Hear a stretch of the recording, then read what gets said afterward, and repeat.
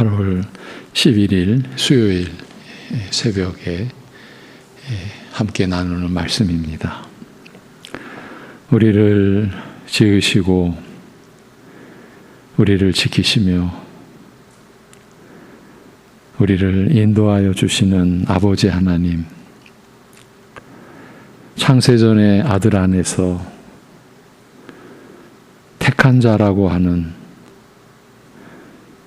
이 세상에서는 우리로서는 꿈도 꿀 수 없는 그 귀한 하나님의 작정과 뜻 안에서 우리가 받은 새 생명으로 사는 오늘을 하나님께 속한 사람들 된 우리가 귀히 여기고 감사히 여기며 우리의 것이 아니라 하나님의 생명으로 존재하고 살아가고 활동하는 것을 잊지 않게 하여 주셔서 어떤 어려운 상황 속에서도 우리를 택하신 하나님께서 우리를 놓지 아니하시고 끝까지 우리를 붙드시고 목적하신 뜻을 이루시고 목적하신 곳으로 우리를 반드시 인도하실 것을 확신함으로 살아가는 오늘이 되게 인도하여 주옵소서. 말씀 안에 우리가 거하게 하시고 말씀이 우리의 심령 안에 임하는 역사를 허락하여 주옵소서. 예수님의 이름으로 기도합니다. 아멘. 로마서 3장 17절에서 27절에서 로마서 3장 27절에서 31절 어제의 본문인데 계속해서 보겠습니다. 27절에서 31절. 그런즉 자랑할 때가 어디냐 있을 수가 없느니라. 무슨 법으로냐 행위로냐 아니라 오직 믿음의 법으로니라.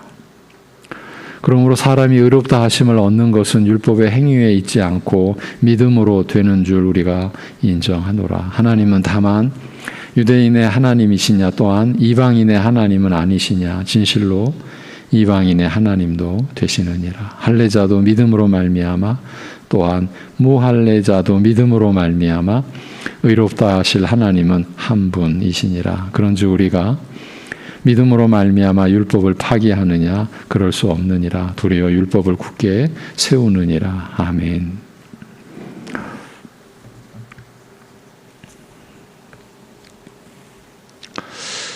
넓게 보면 도대체 우리가 누군가, 하나님이 신자된 우리 한 사람 한 사람을 어떻게 세우시는가, 그래서 우리의 삶은 어떤 내용으로 채워져 가는가 하는 것을 살피고 있는 중입니다.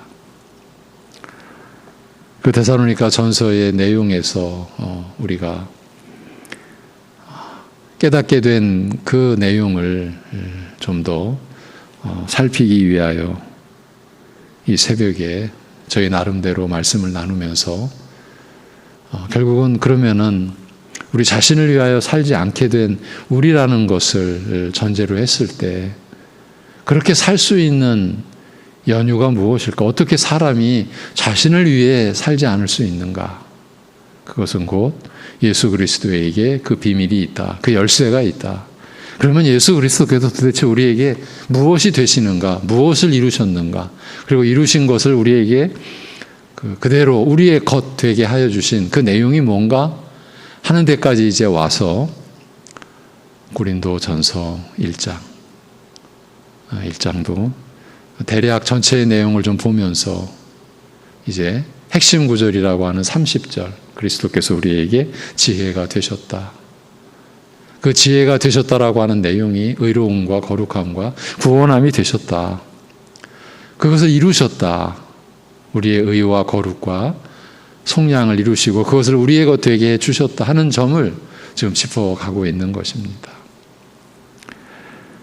물론 앞으로도 또 우리가 우리 자신을 살펴야 되겠지만 하나님의 이러한 역사, 간섭의 은혜가 아니면 우리는 우리 자신을 못 놓습니다.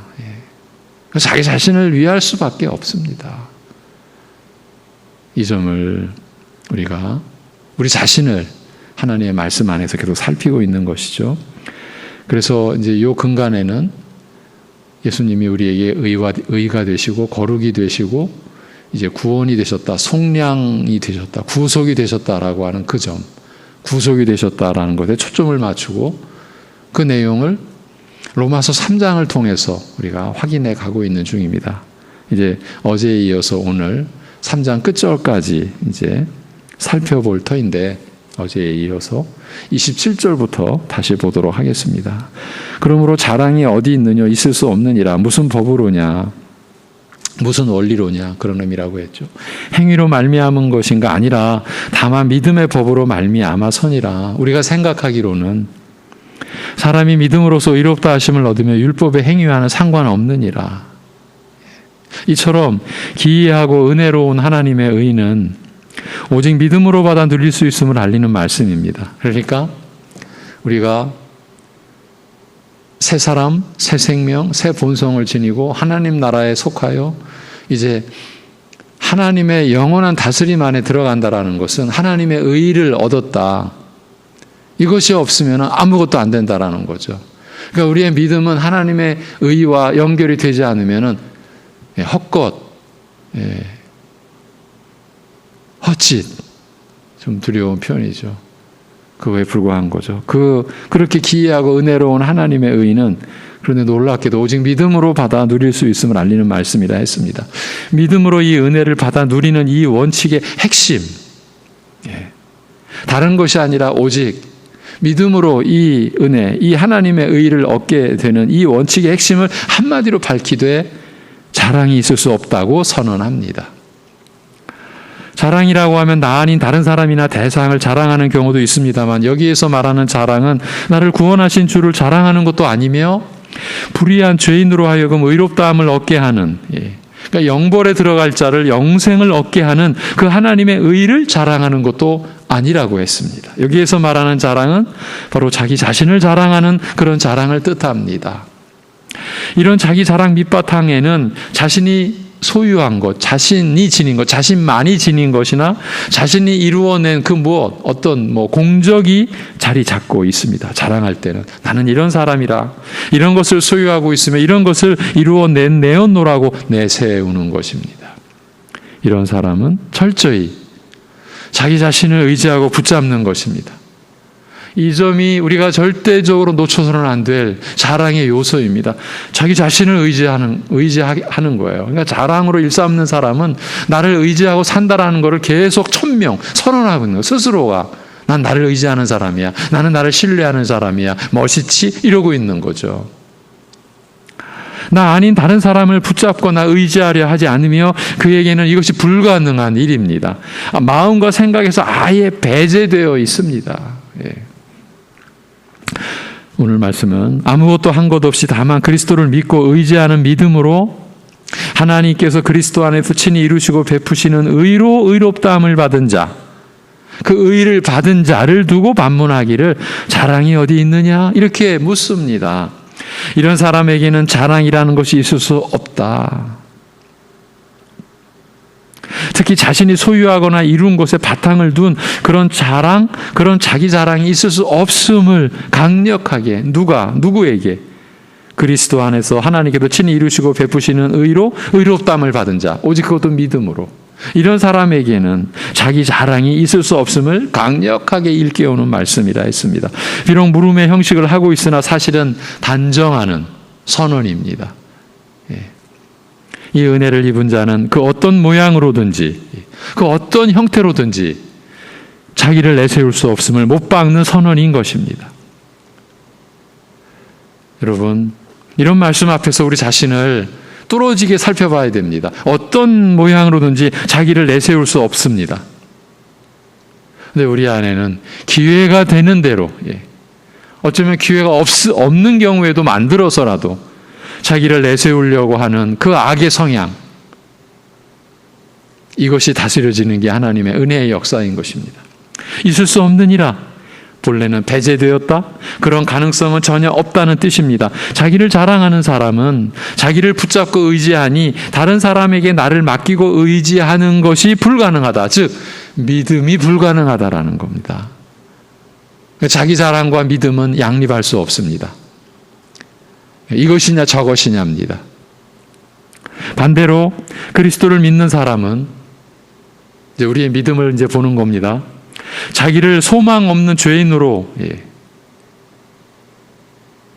그렇게 여기는 겁니다. 그래서 자기를 부인하고 이제 자기에 대해서는 포기하였으므로, 그러니까 자기를 의지하고 자기를 붙잡을 수 있는 여지가 없는 겁니다. 자기를 부인했습니다. 포기합니다. 그래서 더 이상 자기를 붙잡거나 의지하지 않으며 이런 사람에게는 자기를 자랑하는 일이 원칙적으로 불가능합니다. 그는 자신이 의지하는 주를 자랑하며 나 같은 죄인도 능히 구원하여 살리는 주의 은혜를 자랑할 뿐입니다. 무슨 법으로냐? 행위로 말미암은 것인가? 아니라 다만 믿음의 법으로 말미암아서니라. 우리가 생각하기로는 사람이 믿음으로써 의롭다 하심을 얻으며 율법의 행위와는 상관없느니라. 하나님께서 불의한 죄인을 긍휼히 여겨 용서하시는 풍성한 사랑을 입어 의롭다 하심을 받는 이 은혜를 두고 앞서 자랑이 어디 있느냐? 있을 수 없느니라고 하여 나 자신의 어떤 것도 개입되지 않는, 그래서 내가 자랑하거나 내세울 수 있는 모든 것이 배제되는 은혜임을 밝혔습니다만, 이에 대하여 좀 더 깊이 알리고자 무슨 법으로냐라고 또 묻습니다. 이 단정된 선언을 계속 확증해 가는 겁니다. 무슨 법으로냐? 내가 내세울 만한 것을 모두 배제하고서 이 은혜를 입게 하신 것은 과연 어떤 원칙과 원리를 따른 것인가라고 묻고 있는 겁니다. 어떤 원칙, 어떤 원리냐? 바로 이어서 행위를 통해서냐라고 다시 묻습니다. 그러니까 우리가 행한 어떤 일이나 공적을 통해서 이런 은혜를 입은 것이냐라는 뜻입니다. 그러나 곧바로 아니라고 부정한 다음, 아니라고 또 단정한 다음 오직 믿음의 법 곧 믿음의 원리를 통해서라고 밝힙니다. 좀 더 자세히 설명하되 우리가 생각하기로는 사람이 믿음으로써 의롭다 하심을 얻으며 율법의 행위와는 상관없느니라고 덧붙입니다.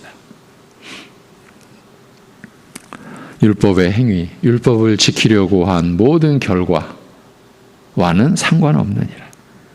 이렇게 덧붙였습니다. 불의한 죄인을 긍휼히 여기시고 용서하시는 하나님의 풍성한 사랑은 우리의 행위, 즉 우리가 무엇을 행하였느냐, 율법을 지켜 행하였느냐와는 아무 상관이 없으며 오직 믿음으로써 받는 것이라는 뜻입니다. 오직 믿음으로써를 달리 표현하면 오직 은혜로서 하나님의 선물로서 받는 것이라는 뜻입니다. 그래서 여기에서 말하는 믿음은, 그러니까 우리 신자들에게 지금 임한, 우리가 지금 간직한 믿음은 자기에게 소망을 두지 않고 오히려 철저하게 자기를 부인하고서 오직 예수 그리스도에게 나를 맡기고 그리스도만을 의지하는 믿음을 가리키는 거죠. 이 믿음으로만 우리는 죄사함 받고 의롭다 여김 받는 것입니다. 여러분, 자기를 의지한다라고 하는 것은 성경의 전체적인 그 표현을 가져오자면 자기를 우상 삼는 것, 그것입니다. 그래서 자기를 향하고 자기를 집착하고 그래서 자신을 향한 그 무엇, 그것이 이제 탐욕의 본질 아닙니까?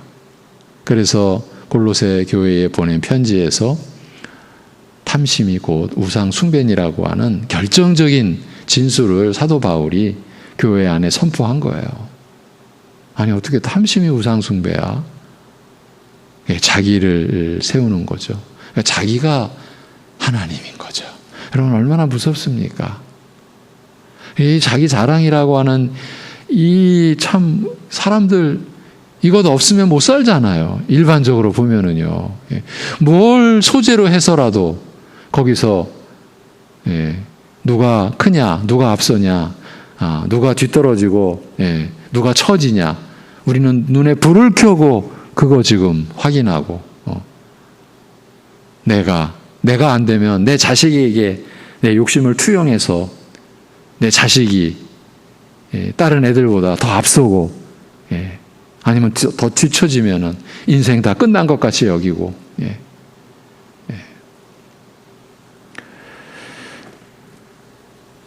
이렇게 우리가 말씀을 통해서 우리 자신을 살피고 말씀을 통해서 그보다 앞서 하나님이 어떤 분이시고 그 하나님이 우리에게 무엇을 행하셨는가, 왜 그렇게 하시지 않으면 아니 되었는가.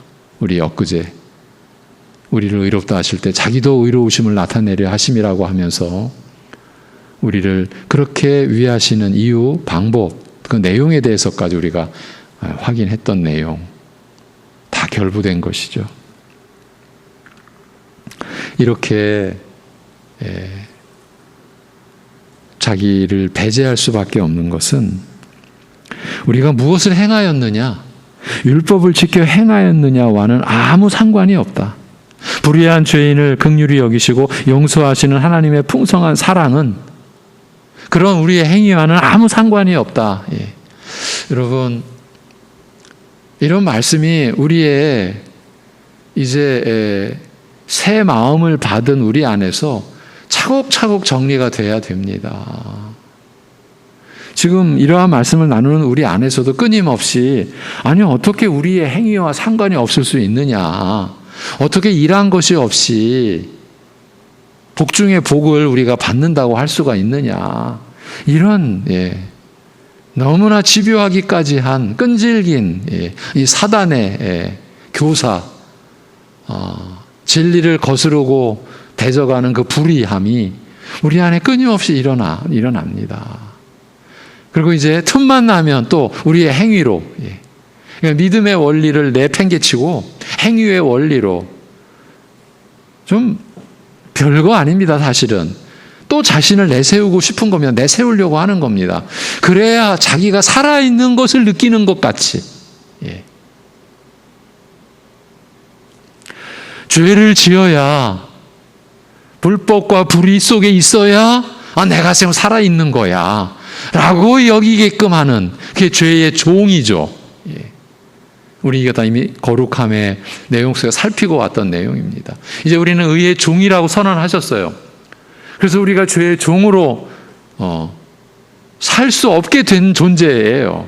근데 그 죄의 종이 방금 말씀드린 대로 죄를 지어야 내가 살아있어, 내가 호흡하는 것 같아, 하나님의 뜻을 내던져야 내가 인간다운 것 같아.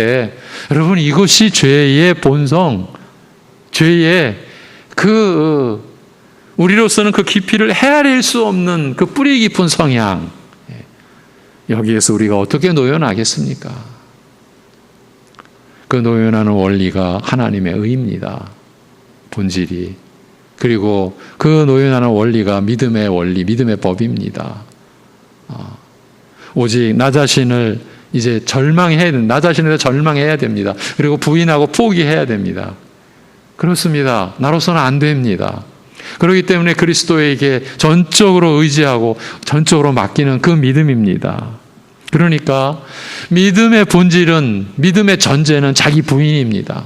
자기 십자가를 지는 겁니다. 자기 십자가를 진다라는 것은 이 자기 십자가를 고난에 이렇게 연유해서 나는 나만의 자기 십자가가 있어라고 하는 그런 고백들을 하시는 것을 제가 다 부정하지는 않겠습니다. 그런데 본뜻은 분명히 붙잡으셔야 됩니다. 그건 죽는 겁니다. 자기 십자가를 진다는 거는. 그러니까 자기에 대해서는, 자기를 의뢰하고 자기를 신뢰하는 면에서는 끝났다, 그런 고백입니다. 자기에 대해서는 완전 포기입니다. 대충 포기가 아닙니다. 그래서 불의한 죄인을 긍휼히 여기시고 용서하시는 하나님의 풍성한 그 사랑, 하나님의 의를 입혀주시는 그 하나님의 인자하심과 선하심은 우리의 행위와 아무 상관이 없다, 이렇게 되는 겁니다. 우리가 무엇을 행하였느냐, 그것도 율법을 지켜 행하였느냐와는 아무 상관이 없다. 오직 믿음으로써 받는 것이라는 그 뜻입니다.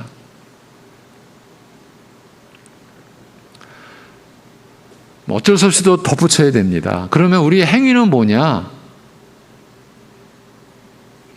이렇게 보셔야 됩니다. 이러한 믿음의 원리를 우리에게 하나님께로부터 그리스도 안에서 받아서 성령으로 우리에게 이것을 기록하여 주시는 우리 사도들, 바울 사도가 그러면 행위에 아무 상관이 없으니까 좀 아주 편하게 말하겠습니다. 시쳇말로 개판처럼 살았습니까? 개판으로 살았습니까? 막 살았습니까? 우리의 행위에 아무 상관이 없어. 베드로가 막 살았습니까? 우리 식으로. 뭐 까짓 거 아무 상관이 없댄다. 행위와는 아무런 관련 없댄다. 그냥 막 산 겁니까? 우리로서는 말씀을 통해서 그래서 하나님의 말씀을 매일 양식으로 삼고 여러분 들으시고 보셔야 됩니다. 얼마나 보느냐는 절대 중요하지 않습니다. 여러분이 감당하실 만큼. 그것도 억지에 의해서나 무슨 나 이거 오늘 꼭 해야 돼. 의무감이나 그런 것을 극복하셔야 됩니다. 감사해서, 사랑해서, 그리고 그것이 너무 알수록 너무나 귀해서, 너무나 뛰어나서, 너무나 고귀해서, 어두운 뿐인 나에게 빛이 되어서, 이게 빛이구나. 여기에 이 세상이 줄 수 없는 위로가 있구나. 이것이 내 마음을 치료해주는 영혼의 약이구나. 이게 생명수구나. 그런 마음이 조금씩 계속 일어나면서 우리는 말씀을 보아야만 합니다. 그 속에서 우리가 지금 나누는 이러한 내용들을 계속 확인해 가게 되고 계속 또 풍성하게 알아가고 깨닫게 되고 이제 그것이 믿음으로 우리의 영혼을 계속 채워가는 겁니다.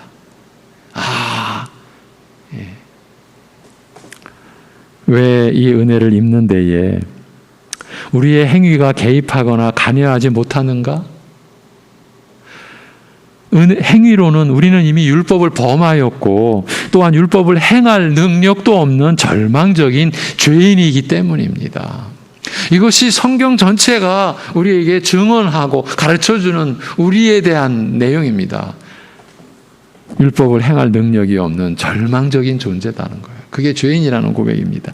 율법 자체가 잘못된 것이 아니라 우리 죄인에게는 율법이 아무 희망이 되지 못하기 때문입니다. 그 거룩한 율법이, 그 존귀한 율법이 우리 죄인에게는 율법이 아무 희망이 되지 못하기 때문입니다. 달리 표현하면요, 굉장히 중요한 내용입니다.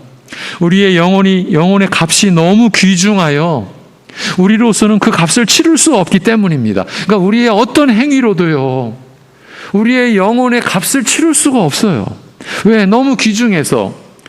시편 49편 7절 8절에 구체적으로 이렇게 진술이 됩니다. 아무도 자기의 형제를 구원하지 못하며 그를 위한 속전, 그러니까 죄값, 몸값을 하나님께 바치지도 못할 것은 그들의 생명을 속량하는 값이 너무 엄청나서 영원히 마련하지 못할 것입니다. 그 형제를 위한 속전을 영원히 마련 못한다라는 거예요. 누가 누구를 구원할 수 있습니까? 여러분, 특히 말씀에 일꾼된 여러분, 누구의 속전을 영원히 마련 못합니다. 한 영혼도 거듭나게 못합니다. 흉내라도 내서는 안 됩니다. 하나님의 양된 교인들이 착각하게 하면 안 됩니다. 저분이 나를 구원시켜 주셨구나. 이렇게 착각하게 하면 안 됩니다. 사람이 소유한 그 어떤 것으로도 그 영혼과 생명의 속전을 치를 수 없음은 그 속전이 너무 귀하여, 즉 너무 값비싼 나머지 도저히 그 값을 치를 수 없는 것이기 때문이라고 말합니다.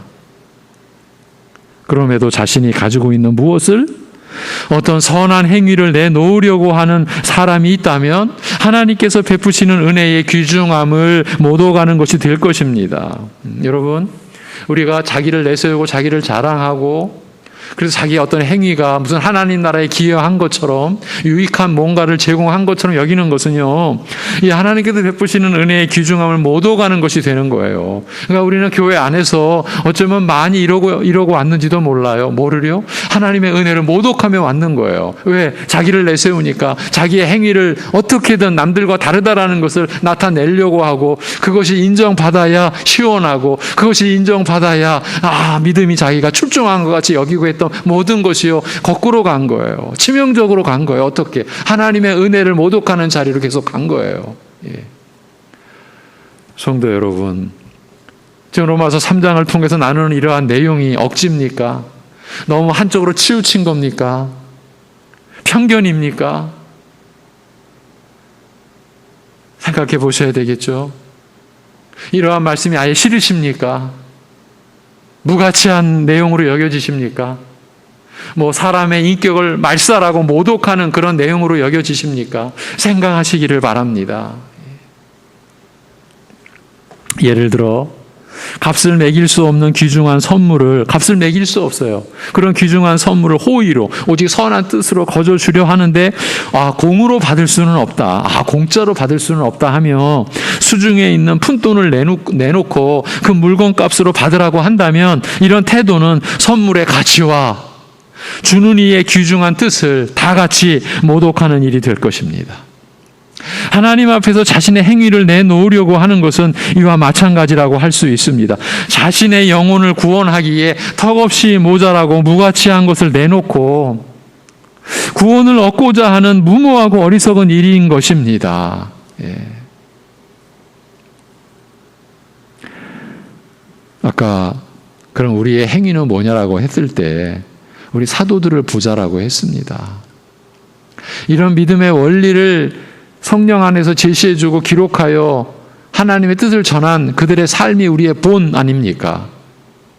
그들이 얼마나 충실했는지, 얼마나 진실했는지, 얼마나 거룩했는지 우리가 그 길을 따라가야 되는 거죠.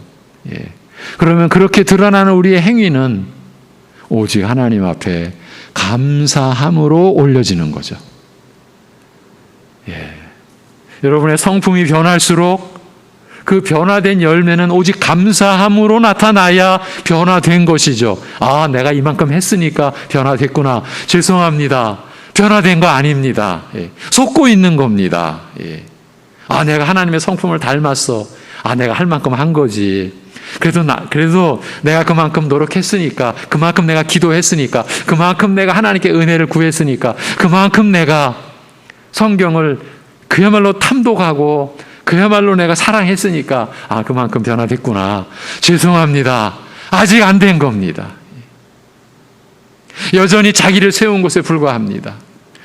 내게서 와서 배우라. 나는 마음이 온유하고 겸손하니라고 한 우리 주 예수 그리스도의 그 성품에 이르지 못한 겁니다. 그건 지금 척하는 겁니다. 닮은 척. 예. 결국 거기서는 더 교묘하게 자기를 드러내고 자기를 내세우는 것입니다. 여러분, 감사함이라고 하는 정서는 진실한 거짓이 개입될 수 없는 겁니다. 감사하다라고 하면서, 정말 감사합니다라고 하면서 속으로는 그래도 내가 할 만큼 했으니까 그런 거죠. 그런 겁니까? 그건 감사가 아니지 않습니까? 우리의 행위는 범사에 주 예수 그리스도의 이름으로 하나님 앞에 감사함으로 올려지는 거예요. 우리가 어떤 성실함과 어떤 특별한 사명감을 이루었다 할지라도 무익한 종일 뿐입니다. 마땅히 하여야 할 일을 한 것뿐입니다. 그것에 불과합니다. 그 일을 할 수 있도록 인도해 주신 것도 감사하고, 할 수 있는 능력을 주신 것도 감사하고, 그 과정 중에 수많은 함정과 혼돈 속에서도 그 사명의 목표를 잃지 않도록 내 마음 붙들어 주신 것도 은혜고, 내 연약함을 극복해 갈 수 있도록 의지를 붙잡아 주신 것도 은혜고, 오직 성령의 능력이시고 그리스도의 죽으심과 부활을 근거로 해서 나타난 성령의 역사인 것이고, 그래서 감사합니다. 더 충실히 헌신하고 봉사했을 때 나타나는 열매는 하나님 아버지 감사합니다. 나의 이 충성됨이 누군가에게 불편함을 줬다면 그 불편함을 끼친 그 상대, 그 교우를 위로하여 주옵시고 그를 세워 주시옵소서. 저는 낮춰 주시옵소서. 여러분, 그것이 감사가 갖는 특징 아니겠습니까? 거꾸로 교회 안에서 더 해라, 더 열심을 내라, 그래도 더 상급을 받아라, 이런 논리가 그야말로 너무나 단순하지만 너무나 강력한 논리가, 말씀에 근거하지 않은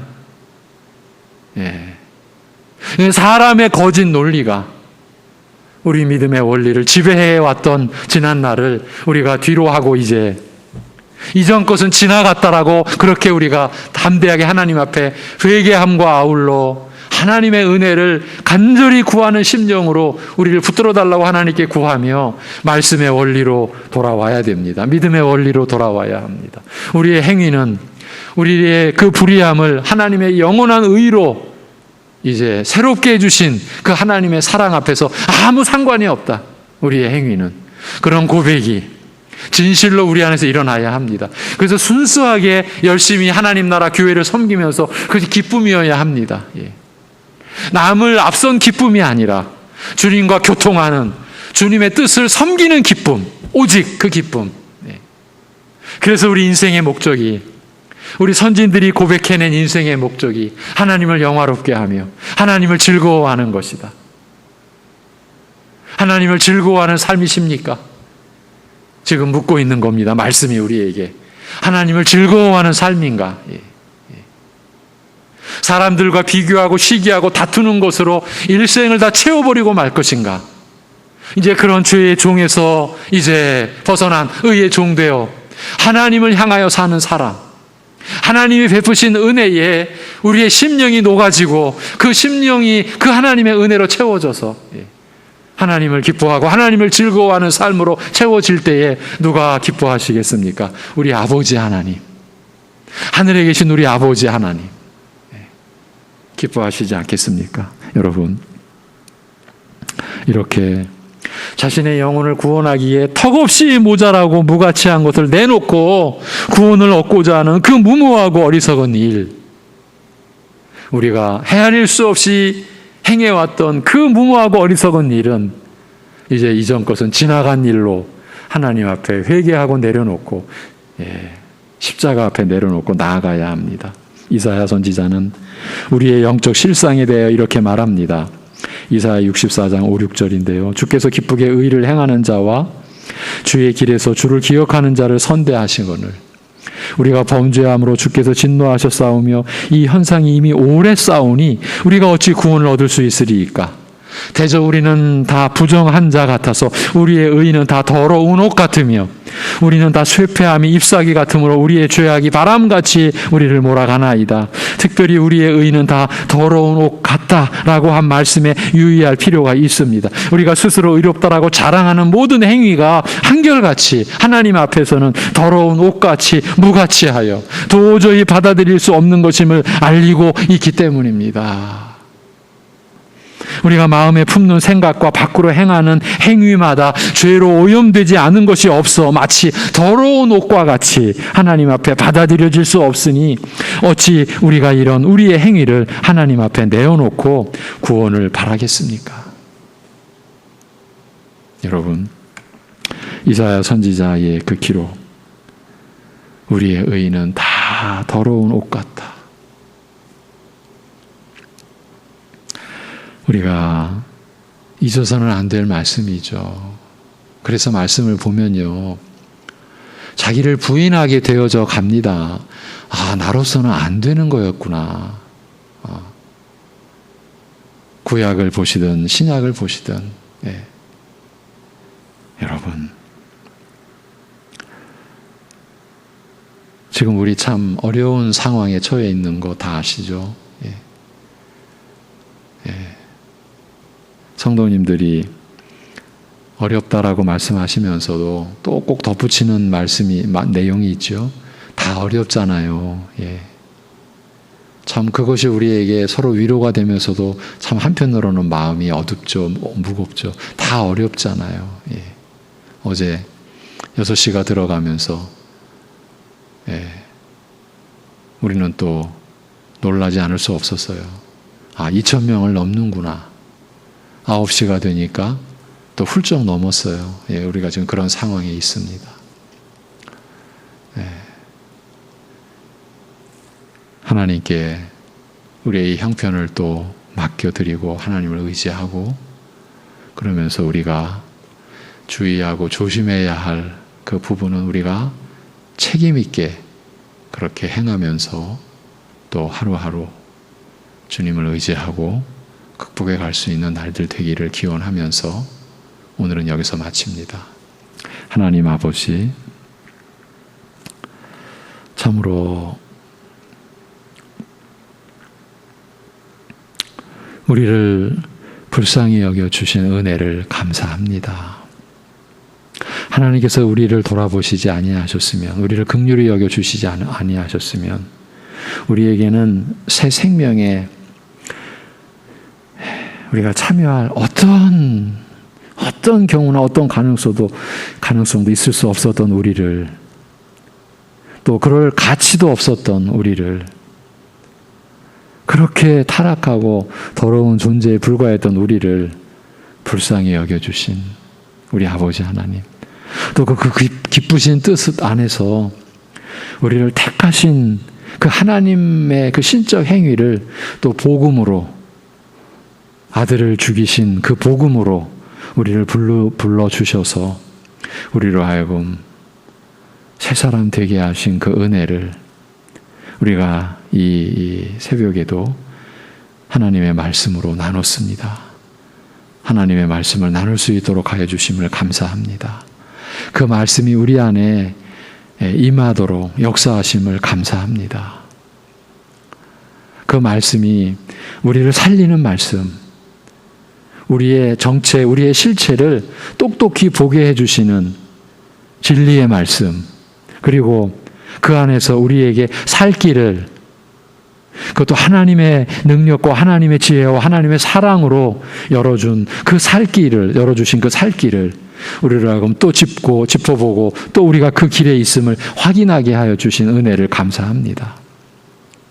자기를 의뢰하지 않을 수 없었던 우리를 이제 자기에게 대하여 포기하고 부인하고, 어떤 경우에도 자기를 신뢰하지 않고 오직 주를 의지하고 주께 우리를 맡기는 믿음으로 하나님을 향하여 살게 하여 주시는 이 은혜 감사드립니다. 여전히 우리 안에 또 다른 주를 따르고자 하는 마음과 또 다른,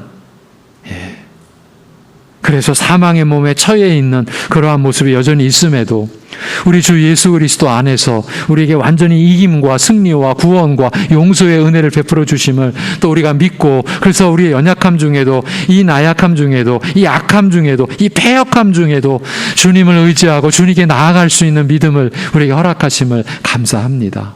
하나님 아버지, 사랑하는 성도들이 그래서 삶 자체를 하나님께 감사함으로 올려드리고 감사의 제물로 올려드리고, 그래서 어떠한 상황에서도 때로는 어떤 고난과 어떤 역경 속에 처해 있어도 그 처해 있는 상황 속에서의 생명의 호흡도 내 것이 아니고 그리스도이시라는 그 고백 속에서, 그 역경 속에서 우리를 재앙으로 끝내리시려는 것이 아니라 그 과정이 또 연단이요, 또 정금 같은 믿음으로 우리를 세우시려는 하나님의 섭리요, 그 안팎을 다 알 수는 없으나, 다 이해할 수는 없으나 분명히 하나님의 섭리 안에, 하나님의 다스리심 안에, 하나님의 인도하심 안에 우리가 있음을 믿음으로 고백하고, 그 믿음을 붙들어 주시는 성령님 안에서 말씀을 따라 말씀을 순종하며 살아갈 수 있는 오늘이 되고, 이러한 어려운 이러한